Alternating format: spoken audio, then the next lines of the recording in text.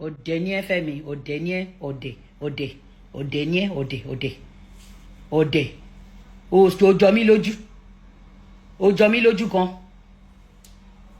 Ṣé ó jọ mí lójú gan. Hi guys, welcome back to Mama SOJ vlog. How you guys doing? If you are new here, you are welcome, and if you are a returning subscriber, God bless you as you always come back to watch my video. My people know be smart, you know, and I know say my different is now they land from my table, and as the news they land from my table, that's why they carry and call you to come share with honor. My people, for today's video, I go to watch them together with honor. All right, my people, we could go watch the video to see what really they happen for inside the video. My people. But tí mo fẹ́ jáde sọ̀rọ̀ kò tí ò ní bílíìfù. Bó ṣe wà nìyẹn wá ní ìyàwó ò lè rí. Ọ̀pọ̀ wọn ni pé ẹ̀yin tẹ́ ló fẹ́ ń jagun. Ọlọ́mọdé ti jagun tó máa já. Bí ì máa dá. Bí máa ṣe dá màá ní mo ṣe burú tó. Èmi tẹ́ pé tí bá ń jà mo máa ń dijú ni. Kí lorúkọ ẹ̀?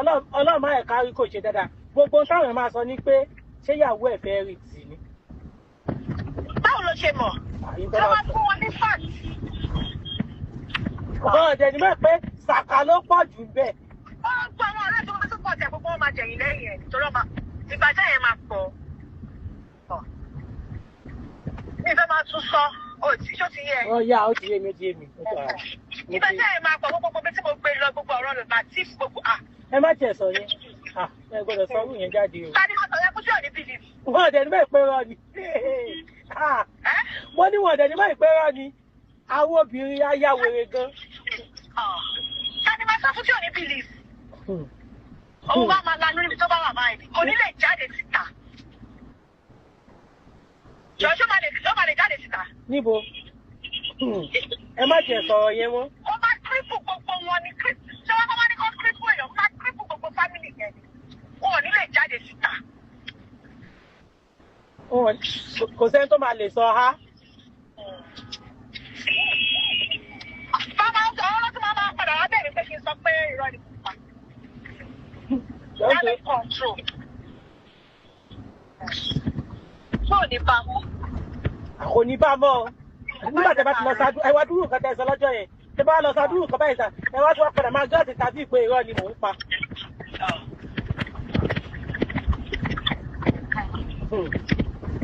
Mo ti gẹ́ẹ̀tì ní ìtẹ̀fì ní ẹ̀mí máa lọ sí. Ẹ̀mí máa lọ sí. Ọlọ́run ẹ̀mí máa lọ sí. Ẹ wo, Ọlọ́run ti ẹ̀rìn jẹ́ ká rí rẹ̀. Mo píkṣọ̀ gbogbo kìíní yẹn ní brain mi, mo lọ́lọ́run ní jẹ́ kó ṣẹlẹ̀. Kẹ́lẹ́ tó ń ṣe rí. Kẹ́lẹ́ tó. Jọ brand wo ló fẹ́ associate pẹ̀lú ẹ̀? Kò sí o. Mo máa gbọ́ àwọn ọ̀rọ̀ yẹn ò dáa. Tó bá yẹ pé opponent èèyàn ló bọ́ síta tó sọ irú nǹkan bẹ́ẹ̀ yẹn. Possibility wa kan wò pé ṣe fẹ́ jọ ń do business but Ọlọ́run tí wọ́n dẹ̀ ní mọ́ ìpé gbogbo kínní yìí sàkámàjẹ ni ètè obìnrin ni. Kò sẹ́ni tó máa rántí kóbìnrin létè lọ́wọ́ mọ́ o. Olúwo ètè wèrè wo tí máa fi fáàtì páàkì ẹ̀ ọ́.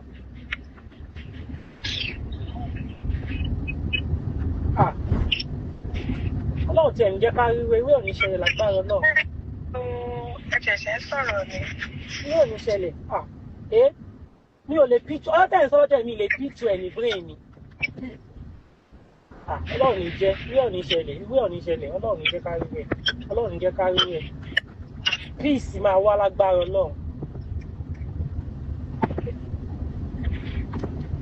Peace máa wá pẹ̀lú àṣẹ Ọlọ́run. Péyàn ti bà nǹkan jẹ́ pátápátá nìyẹn. Tí wọ́n á ní ìtumọ̀ péyàn ṣe nǹkan tó máa fẹ́ tọ̀ mí tí wọ́n máa fi bíìtì ara yẹn pé kí ni mo ṣe lẹ́yìn pé lọ́jọ́ tí mo sọ fún yín mo ní ẹ̀yin kan máa fẹ́ ro tàrí dunú. Ó sì fún àrídùnú tẹ̀ ń sa àdárúkọ ẹ̀kọ́ tí ẹ máa tó ń ṣẹlẹ̀. Ìyẹn tí wọ́n ń gbọ́. Òótọ́ ni. Màá jẹ́ kó mọ̀ pé èmi ò dá mi. Ìgbà tẹ́ ọkọ ní ọ̀gá Bello máa ní stroke ọkọ ní ọ̀gá Bello máa ní stroke mi ò process ẹ̀ mo fi ní ṣán láṣìírí lọ́wọ́ yín wọ́n á fi ní stroke ni. Wọ́n á ní stroke. Orúkọ tán ní ọ̀rẹ́ kó bàjẹ́ máa bá wọn bàjẹ́ yànnà. Wọ́n á padà ní stroke. má jẹ́ nǹkan fíìmù lórí wọn. Ẹ wá lèmi ò ní collect. Báwo mi ṣe ní collect bí wọ́n ti gbọ́ ẹ bá ṣẹlẹ̀? Báwo ló ṣe fẹ́ collect? Mi ní. Ọmọ tó mú mi lọ church. Káyà ọmọ mi lè yá. Òun náà ní issue. Omi àdúrà. Bẹ́ẹ̀ la ṣe wọ́n ti tú. Táyọ̀, àwọn ọ̀gá mi lò wọ́n á pa mí. Ọ̀tá mi ò ní gbé rí mọ́ ní industry. Báwo lọ ẹ fẹ́ pẹ́? No. Wọ́n dúró ọ̀rọ̀ tí mo sọ ìkàlẹ̀ yìí dé tó. Báwo ni wo ló jẹ́ tiẹ̀ bẹ́ẹ̀? Nígbà tí tẹ bá ní ibẹ̀ làṣírí wọ́n ti tú. No. Mo rìn kìkì no. Oh God, ọ̀dẹ̀ ni ọ̀dọ̀. Ẹ mọ̀ pé bí mo ṣe ń drive yẹn bẹ́ẹ̀ ṣe ń sọ yàrá mi ṣe gbì í pé àwọn ọ̀rọ̀ tí ò gbọdọ̀ bọ́ síta lọ́rọ̀ yẹn. Tó wá rí ìyẹn ló le jù ní gbogbo pláàni mi. Pláàni mi kékeré tí mo tó yẹ pé ti bá dárí jì kan tó sì wù mí kì í ṣe kí n bring down Instagram page ẹ̀. Instagram page wọn. Bẹ́ẹ̀ni, báwo lè wá yẹn bẹ̀rẹ̀ ṣe máa láti ṣe? 0 follower. Mo ń wá ẹni tó máa bá mi ṣe kódà mo lè sanwó ọ̀hún. Mo ń wá ẹni tó lè bá mi bring it down. Instagram page wọn. Yes. Kí ni ìyẹn ní í ṣe pẹ̀lú ọ̀rọ̀ tó wà lẹ̀? No, kó lè feel it. Torí ó ti dé state kan nílé ayé àwọn nǹkan tó jọ lójú ni mò ń sọ yẹn. Wípé okay èyí lẹ súnmọ́ wọn ẹmọ tó jọ wọ́n lójú jù. Àwọn nǹkan tó jọ lójú ni. Báwo náà pẹ̀ mo wá gba nǹkan jẹ́ seriously tí máa ṣe interview gidi tí máa àti tó ṣẹlẹ̀ àti tí ò ṣẹlẹ̀ gbogbo ẹ̀ ní máa tán ó yá let's go there. Ó máa wà bùtà gan. Àwọn àbúrò iṣẹ́ ń ké tó kíní ẹ̀ wá sí mi lọ́kàn o. Bẹ́ẹ̀ ni mo bí iṣẹ́ ń ké tó tí mò ń jọ ara wọlé tí mò ń ṣe kíní kan bẹ́ẹ̀ ni kíní yẹn wá sí mi lọ́kàn kí ló ó máa ní tù lọ́wọ́ ó máa lágbára lọ́wọ́ kí ló dé tó ń ṣe rẹ̀ báyìí ó ń fight ẹ̀ ní o. Àdúpẹ́ tí nǹkan báyìí ti ẹ̀ ṣẹlẹ̀. Ẹbí ò ti lọ accuse Fúnkẹ́ ni ṣé mo ká Fúnkẹ́ ni. Irọ́ ni. Ṣé bẹ́ẹ̀ rán mo ti lọ accuse ẹ̀ tó sáré pè mí tó ní ohun máa kà mo ti ṣe fídíò sí mo ti send ẹ̀ lórí direct message. Say the whole world will know. Kí tí ó bá tún ká pàtẹ́. Báwo náà pẹ̀ mo wá gba nǹkan jẹ́ seriously tí máa ṣe interview gidi tí máa àti tó ṣẹlẹ̀ àti tí ò ṣẹlẹ̀. Àǹtí Táyọ̀, mo deliberately láti máa gbé kọ́ yín ni because kí ni tí wọ́n pé à ń bára wa ṣe tá a máa fi ẹ̀jẹ̀ sínú tá a máa fi tutọ́ funfun jáde fúnra wa kí ló dé torí pé believe pé mo mọ so much nípa yín torí pé believe pé ti sọ so much nípa ṣé ẹ̀ṣẹ̀ ni bí mo ṣe sọ fún yín pé àkíní kan mú ní the only thing torí pé ti àwọn nǹkan tẹ́ ẹ sọ fún mi kí ni àwọn nǹkan tẹ́ ẹ sọ fún mi ẹ fẹ́ parọ́ ọmọkọ yín ẹ fẹ́ ṣe kí lórúkọ yẹn ẹjọ́ tó ń ṣe irú ọ̀rọ̀ yẹn ṣó dùn gbọ́ létí kí n lọ bọ́ síta kí n lọ sọ ṣé believe pé tí mo bá sọ díẹ̀ nínú ọ̀rọ̀ tẹ́ ẹ sọ fún mi ìpè ọ̀rọ̀ Latif ìpè kí lórúkọ tí mo bá sọ ààfọ̀ ọ̀rọ̀ tẹ́ ẹ sọ fún mi. ohun tó jẹ́ pé ìwọ ló mọ̀ rí ọ̀dọ̀ ẹni ìwọ ló mú mọ tó ń ìwọ ni tó ń mọ̀ tẹ́jọ́ ń ṣe fíìmù àwọn èèyàn wá ń sọ oríṣiríṣi ọ̀rọ̀ sí ọmọ yẹn ẹ jẹ́ kán kúkú ṣé ó pì ẹ́ kẹ́ dá gbogbo ẹ̀ lẹ̀ because bó ṣe ní evidence kún ní ọwọ́ títí ẹ̀ náà but you don't just want to hear her out because your mind is made up bó fẹ́ máa lọ ṣe fẹ́ pa ni ṣó dìgbà ṣé tó bá kú sí inú ẹ̀ máa dùn wọn á wá gbọ́ ọmọ ẹ̀ wá fún ẹ pé kò dáa tó Ọlọ́run má jẹ́ kọ́mọ yẹn kú ṣọ́ọ̀kì tí ihun tó ṣe tẹ́lẹ̀ tó fi attempt suicide lẹ́ẹ̀mẹ́ta kò tó èyí tó ṣẹlẹ̀ sí lánàá ibo ló fẹ́ gbé gbà you humiliated her ṣébi tí wọ́n wà tó ń sùn sí lójoojúmọ́ ṣòlò àsìkò látẹ̀rà what sensible man will use his home ibi tí ọmọ pé ọlọ́mọ tó wà autistic ọkùnrin wo ló máa wà sensible tó máa fi rú ẹ̀ gbà loan. Home is home. Ẹni tó bá láwọn liquid kìíní mi àbí tí ò ń ṣe ibi tẹ́ ẹ̀ ń sùn sí tọ́mọ ẹ̀ ń sùn sí ìyẹn náà ń lò as collateral kò lè jẹ́ ibi tí o mọ̀ pé if they should come back to ever recover ibi báyìí ibo lọmọ mi fẹ́ sùn sí ibo níyàwó mi fẹ́ wà no sensible man will venture such Because at the end of the day, ọmọ kò máa kọ́ sóhun. An issue ni, but the whole thing seems pre-planned. It seems pre-planned.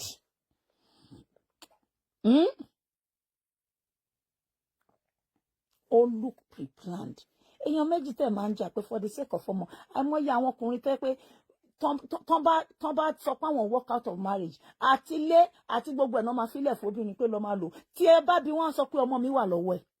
I remember mo ṣì ń settle kan nínú ìlú tá a wà yìí. Kọ́sẹ̀ mi àbí kẹsàn people with ẹni tó mú èmi dáadáa máa sọ fún ẹ pé bó ṣe wà yẹn nu gbogbo wọn lórí Facebook. She's one person tí ò kí ń tẹnu ẹ̀ bọ ọ̀rọ̀ lọ́rọ̀. Kò ń dá sọ̀rọ̀ marriage pé tàbí kẹ́ bá rí ó máa sáré bomi pa. Kò ní fẹ́ kí marriage yẹn tú. Ẹni kan ròyìn mi fún yín dáadáa. Ask about me. Tí n bá rá àwọn tó ń ṣe gan mo máa ń feel sad fún wọn ni. You see, it is what it is. I know what I'm saying.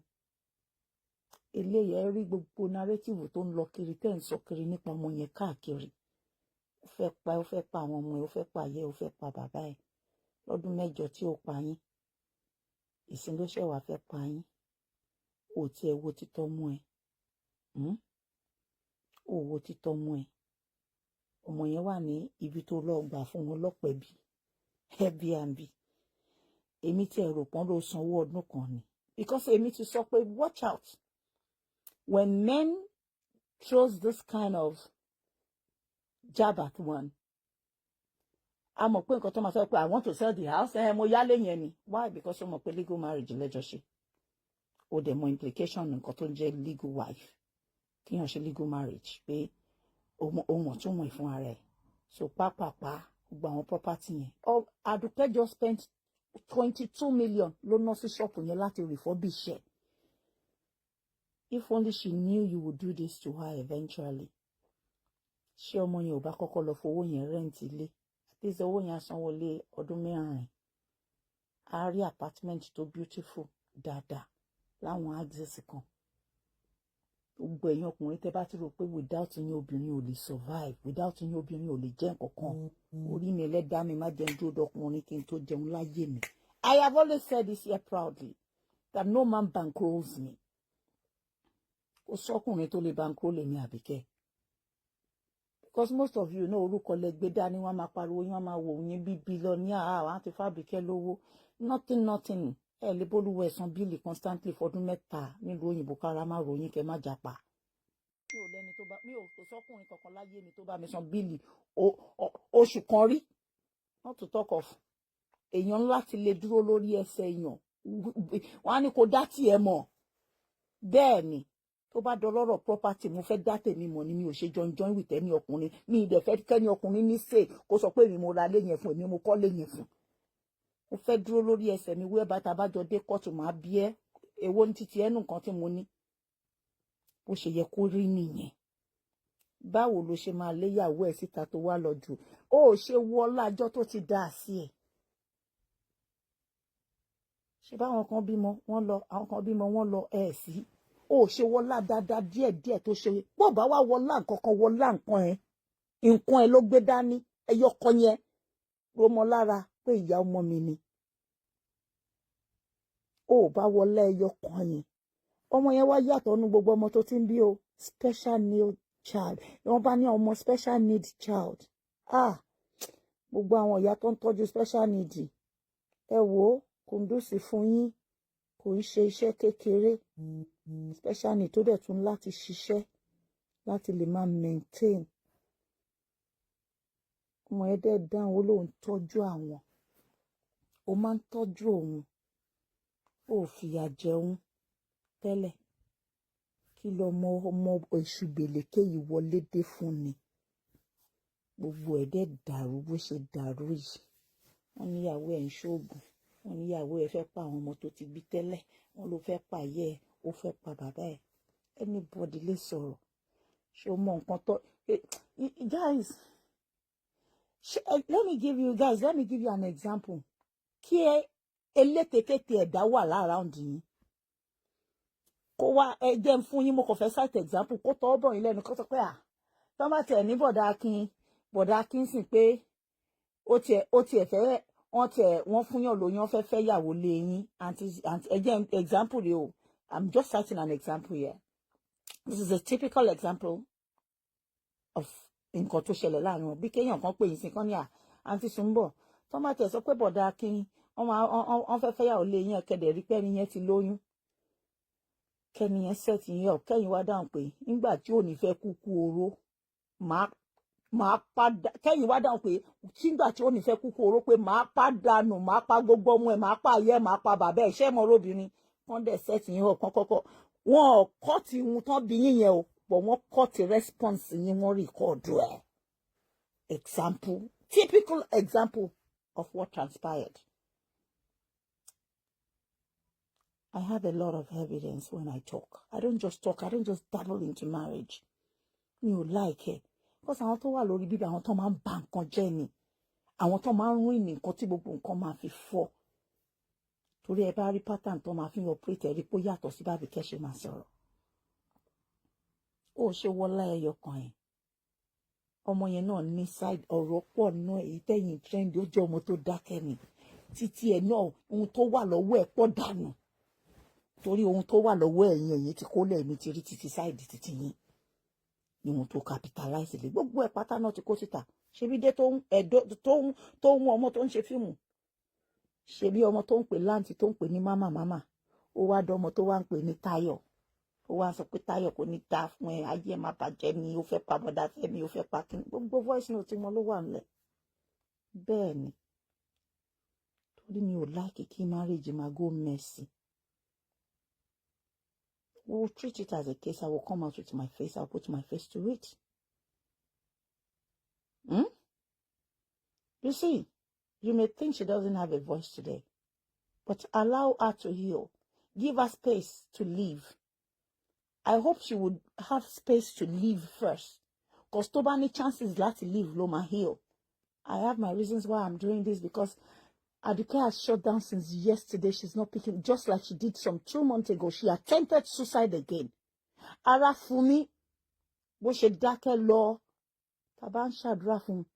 Bára ṣe wá ń fún mi yẹn pé gbogbo mẹ́sẹ̀gì yóò drop. Mo wá pe àǹtí ẹ̀, mo ní ọmọ yóò sọ̀rọ̀ mọ́. Kìíní kan pé nǹkan kan, I know how women feel. I know the feelings when they're in this situation. I understand every pain, every hurt, every silence. Lè fi status intimidate. This is the social media era. Gbogbo ohun tí tó ń kọ yẹn tó bá délẹ̀ tán tí gbogbo ẹ̀ go messy tó ń ṣì máa gbé máìkì fún ara ẹ̀. Ọlọ́run á wá fún Táyọ̀ ní àlàáfíà. Òun náà á wá gbé máìkì gbogbo ohun tẹ́ ẹ̀ dìlé lórí gbogbo voice note tẹ́lẹ̀ kó dì. A wá ṣàlàyé ẹnu ẹ̀ with evidence as well òun náà ní títí ẹ̀. Rẹpẹtẹ!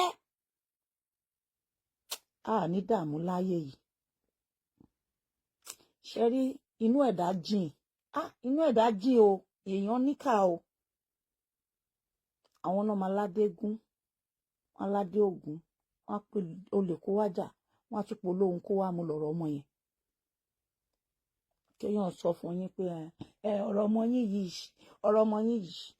òun náà máa ń jáde sí tòun ni bọ́mọ yẹn ṣe ní kinní kan yẹn òun náà máa ń jáde ni tóun máa lọ ṣáájò káàkiri òun náà lọ́mọ tó rí bẹ́ẹ̀ tẹ́ bá máìndì kẹ́ má sọ pé bóyá àfà lọkọ yín ọkọ yín máa ń kírun ẹ máa jáde sí ni ẹ máa jáde sí ni tọrọ ọmọ bá ti rí báyìí ọmọ yín ni ẹyọkan tẹ bí nìyẹn ẹdẹ rí mi ò mọ̀bì kankan ibo ni máa lọ mo tẹ́ bá máìndì mo mọ̀bì kan tí mo lè mú yín lọ tẹ́ bá ti máa lọ ibi tẹ́mi máa ń lò mo lè introduce àwọn ibì kan sí yín lẹ́yìn tó wá lọ tán kó tún wá pọkọ pé ẹ pé ìyàwó yín pé bó tó ló wà ìyàwó yín máa ń ṣoògùn gan ó máa ń lọ lé àwọn olóògùn ẹ jẹ́ ká tún mú yẹn dání as another example ẹ pò lè kó wá já ẹ pọkọ kó máa ṣọ kiri pé ó ti ń ṣoògùn ẹ sọ pé yẹn lè mú lọ sáwọn ilé olóògùn kan eré ọmọ ló sá kò sí nǹkan kan tó wà ní oògùn ṣíṣe wà láì ara làwa máa fi ń dá lórí kan nìyí as long as tó bá ti lọ bá tèèyàn jẹ́ ó pààyàn pẹ̀lú ohun tẹ́ ẹ dìlẹ̀ tẹ́ wá dìlé lórí gbogbo ẹ̀ ṣì ń bọ̀ díẹ̀díẹ̀ because òun náà ní mental state ẹ̀ láti protect mental health ẹ̀ láti wà òkè kó tó lè wà kọjú sí gbogbo yín. Ẹ jẹ́ ká gbà ládùúrà pé kó kọ́kọ́ yé èyí tó wà nílẹ̀ yìí, because she has done like she used to do. And èèyàn tèmi máa ń rán pé ẹ lọ wò ó, ẹ ṣàánú, ẹ lọ wò ó bóyá kóòtù tí fẹ́ ṣe kìíní yẹn. You Femi, you are fully aware that this lady has attempted suicide lẹ́ẹ̀mejì ọ̀tọ̀ọ̀tọ̀, ẹ̀ẹ̀mejì kó tó wá ṣe last one. Dẹ̀rù pọ̀rọ̀ yẹn ti tán nù ẹ̀ ni. Ẹ̀yin ọkùnrin bá ti di pé ẹ fẹ́ mú ìyàwó mi àbẹ́ tó fẹ́ tẹ̀lé lómi lọ. Olúayé parọ̀parọ̀. Ẹni tó bá ti mọ̀ lọ́rọ̀ yín kò yẹ kán kí n. History yín látẹ̀yìn wá pẹ̀lú obìnrin nìyẹn gbọ́dọ̀ fi wo yín kéèyàn tó bá yín bínú. Tẹ́ bá ṣe eré ní 1 2 3 4 5 6 whatever. Ṣé ká sọ pé yín náà ibùjókòó ń dà yín láàmú ni.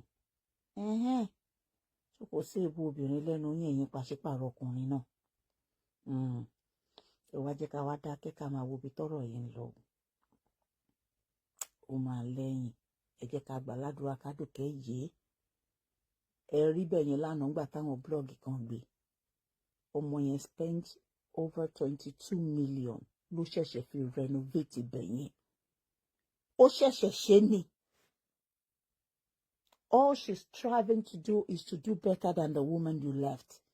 Kóhun invest sínú business òun, kóhun bẹ̀rẹ̀ sí ní ṣe gbá, kóhun máa fi ilé ìkún fi tọ̀hún kún, kóhun máa fi ta ọjà òun. Iṣẹ́ oúnjẹ ló ń ṣe. Ó ń dáná fún ẹ, ó máa ń dáná fún yín tẹ́ bá wà ní location ńgbà mi. Tó bá jóbìnrin ọ̀lẹ́ àkọ́sùn ni.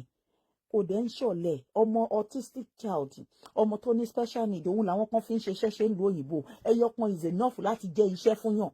Tó bá jẹ́ kí ara tán bá rán ẹ lọ lé ọmọ ní autistic child, it's just to go and relieve the parents. Tó bá jẹ́ ẹyọkan ṣoṣo wàá mọ̀ pé iṣẹ́ ni. So àwọn òbí tó ní wọn lọ́wọ́ tó ń tọ́jú wọn, kudos to them. Iṣẹ́ ni wọ́n ṣe. Ọlọ́run á túbọ̀ kí wọn lẹ́yìn. Wọ́n tó máa ti wà location 247. Òun ló ń tọ́jú ọmọ yìí. If she's not mentally stable and well, how would she take care of ẹ? Bí nǹkan níyì. Ọmọ ló jọ yín pa yìí.